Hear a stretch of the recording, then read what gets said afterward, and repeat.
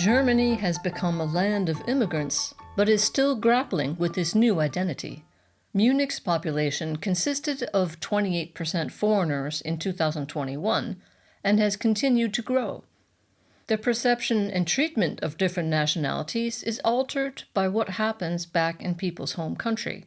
Little did I suspect that this would change how people see me, too. Welcome to Expat Chatter. This is Brenda Arnold. There are varying grades of foreigners in Germany with subtle nuances between them. People instinctively treat them differently too, even if they are not aware of it. Depending on your country of origin, you may get preferential treatment or just the opposite. As an American, I was blissfully unaware of this for many years because I have the good fortune to be a grade A foreigner.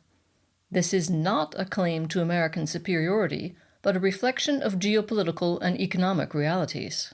When I moved to Bavaria in the 1980s, there were still elderly folks around who had experienced World War II firsthand, and how American troops liberated their country, distributed food rations, and helped Germany get back on its feet.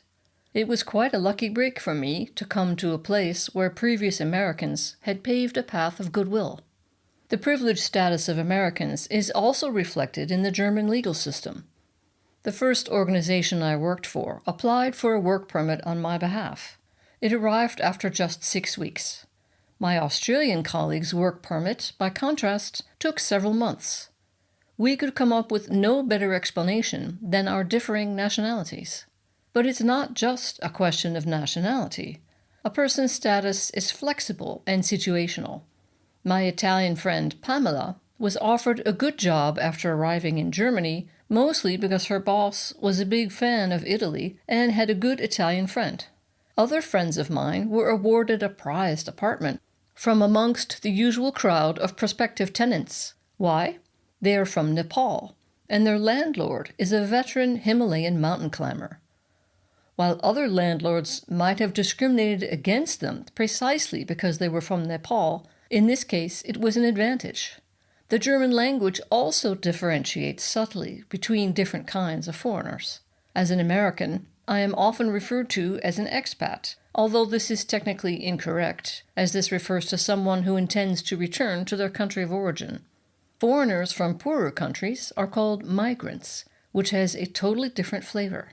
Their children are called, in classic German bureaucratese, Menschen mit Migrationshintergrund, people with a migration background. This applies 100% to my kids, as I am the migration background in question, but neither I nor they are ever referred to that way. Apart from being the victor in a world war, the economic strength of your country of origin greatly influences how people treat you. Everyone assumes that someone from Switzerland has not come to Germany to flee Swiss poverty. I even have a hard time typing those words next to each other. The same goes for Scandinavians. If you run into a Finn, he's probably here working for Nokia, and a Swede is likely employed at a subsidiary of Volvo or Ericsson. The farther south in Europe you go, the greater the disdain for, and usually ignorance of, your country. Most EU countries are seen favorably, but the Balkan and Southern European countries are often looked down upon, as they are less economically successful than Germany. Don't even get me started on non-European countries. As the status of countries changes, so does the perception of their citizens.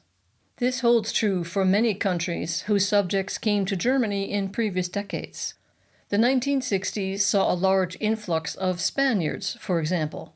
Spain was considerably poorer in those days, chafing under the yoke of the dictator Francisco Franco, who went to great pains to isolate Spain from the rest of Europe, with dire consequences for the country's economy.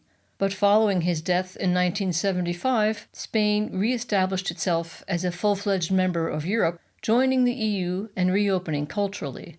The country is now a democracy, and its economy has improved, so Spaniards are looked upon as fellow EU citizens. I, on the other hand, have not been so fortunate. Little did I know when I arrived in Germany, basking in the benevolence of my home country's good deeds of yore, how the tide would turn. In addition to economic aid, The U.S. began wielding considerable influence with its exports of pop culture following World War II. Hollywood movies enjoyed a near monopoly, contributing to an idealized version of America. American pop music flooded the airwaves too, often via the Armed Forces Network or AFN. This was established across Europe by the U.S. government to provide unbiased news coverage to counterbalance the propaganda of the Soviet bloc. The huge presence of American GIs, who numbered in the hundreds of thousands over decades, gave ordinary Germans the chance to interact with ordinary Americans, especially the many thousands of Germans who worked on the military bases. At a recent doctor's visit, the nurse detected my accent and immediately switched to English, talking wistfully of how she used to work at a U.S. base in Regensburg. I run into such people regularly, just as I run into former GIs in the U.S. who reminisce fondly about their time in Germany. The popular music played by AFN was immediately swallowed up by German radio stations. In the Schickeria TV series about the wild 1970s culture of Munich, a German DJ recalls how he listened to AFN, took notes, and went straight to the next record store to order the music. He tells how America was the source for music in those days. Another scene in a discotheque, yep, that's what we used to call dance clubs, dear Gen Zs, shows black American GIs dancing their hearts out. Nothing unusual. But what is very striking is the crowd of Germans standing at the edge of the dance floor, standing stock still, mesmerized, studying their every move. American culture was king. But then the Vietnam War put a serious dent in the likability of the U.S. in the 1970s, and subsequent conflicts did not help its reputation. The U.S. invaded the Persian Gulf in 1990, Somalia in 1992, Afghanistan in 2001, and Iraq in 2003. Even leaving the wrongful invasion out of it, the general buffoonish nature of George W. Bush did not bolster the world's perception of the country. Following 9/11, anti-foreigner sentiment skyrocketed. I have talked to German au pairs who were forced to leave the U.S. because of this. Then, of course, came 2016, and a U.S. president whose values diametrically opposed those of Western Europeans. Like so many others, I misjudged the possible outcome of the election. At the office, I reassured colleagues that this candidate was just a media phenomenon, not to be taken seriously. The press were just having a good laugh. There was nothing to worry about. Ha ha, ha ha, ha ha. Entering the office the day after the results were announced was an experience I'll never forget. The office grew quiet, and all eyes were on me, asking the unspoken and later spoken question, "Brenda, how could this happen?" Even my daughters were asked about this at school, despite never having lived in the United States. This was a far cry from an exchange I had held 20 years earlier with an older man at the Oktoberfest who was sitting at the table behind me in a beer tent. The beer tents are very crowded, which makes conversations between tables come easily. Despite his advanced state of inebriation, upon hearing my nationality, this man suddenly became very serious. He implored me to thank my relatives back home for the American assistance to Germany after the war. I kept my promise, proclaiming Germany's appreciation at a picnic in my brother's backyard the following summer, much to the bewilderment of all present. Living as an expat, or rather as an immigrant, while hailing from a country that has undergone such a drastic change in reputation, has certainly been a varied experience. It has also served me well as a reminder not to attach too much importance to where people are from.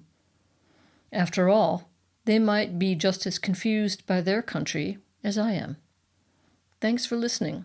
If you enjoyed the podcast, why not forward it to a friend? Thank you, and see you next time.